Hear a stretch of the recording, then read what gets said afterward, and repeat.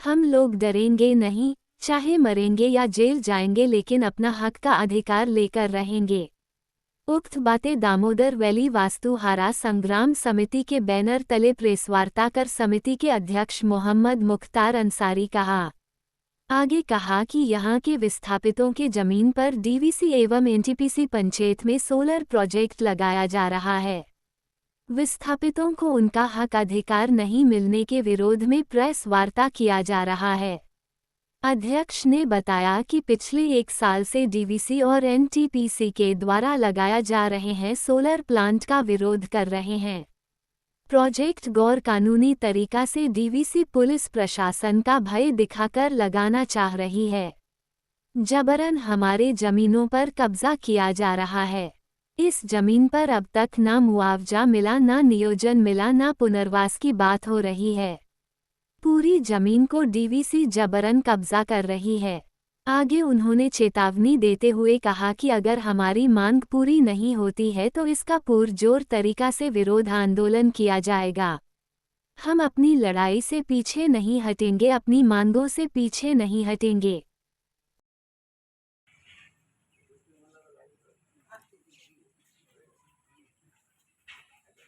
मुद्दा जैसे स्पेशली मैं अपना परिचय, मैं मोहम्मद मुख्तार अंसारी, दामोदर वैली वास्तुहारा संग्राम समिति का अध्यक्ष। हम लोग पिछले 1 साल से डीवीसी के द्वारा और एनटीपीसी के द्वारा लगाए जा रहे सोलर प्रोजेक्ट के विरोध में आंदोलन कर रहे हैं। ये आंदोलन सोलर प्रोजेक्ट के विरोध में है कि ये सोलर प्रोजेक्ट गैर कानूनी तरीके से डीवीसी ज़बरदस्ती पुलिस प्रशासन के भय दिखाकर लगाना चाह रही है, हमारी ज़मीन पर कब्जा करने के उद्देश्य से।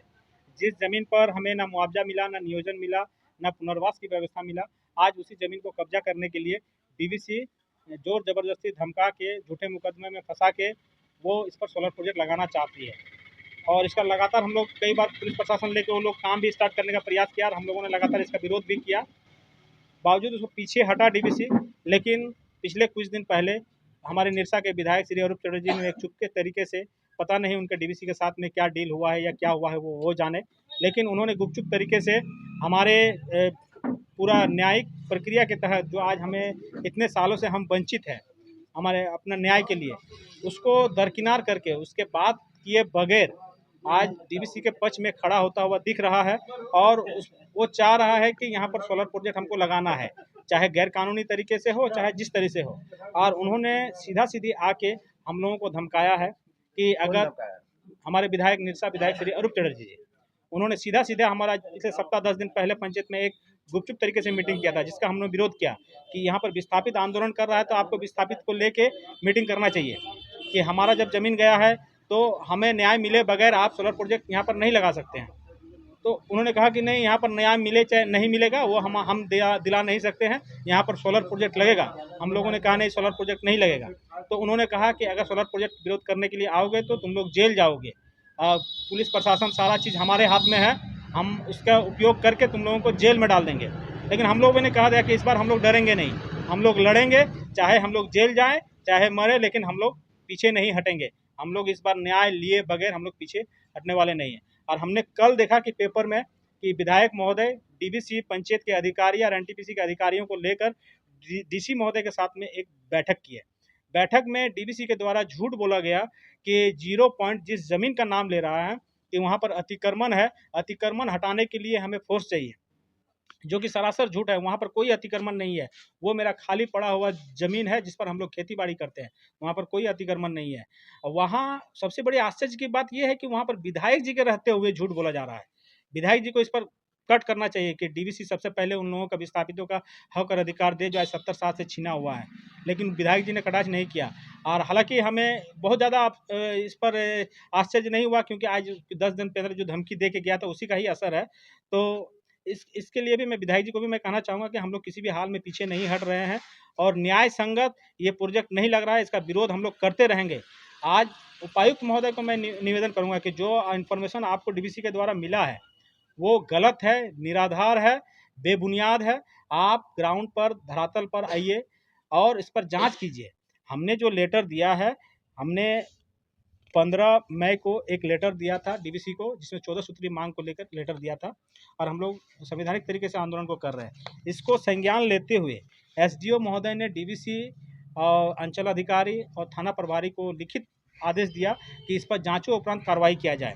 लेकिन आज 3 महीना बीत जाने के बाद भी डीवीसी के द्वारा कोई रिपोर्ट प्रस्तुत नहीं किया गया और ना ही हम लोगों को कोई जानकारी दिया गया कि कोई कुछ जांच कहां तक पहुंचा। डीवीसी ने एक बार बैठक किया लेकिन विस्थापन के मुद्दे पर बात करना नहीं चाह रहा है। वो बोल रहा है कि कुछ दूसरा चीज बोलिए, ये विस्थापन का मुद्दा को हम लोग नहीं कर पाएंगे। आगे आप लोग की लड़ाई किस प्रकार है, क्या रणनीति? आगे हम लोग जोरदार आंदोलन करेंगे, आर पार की लड़ाई लड़ेंगे, इस पर हम लोग छोड़ेंगे नहीं।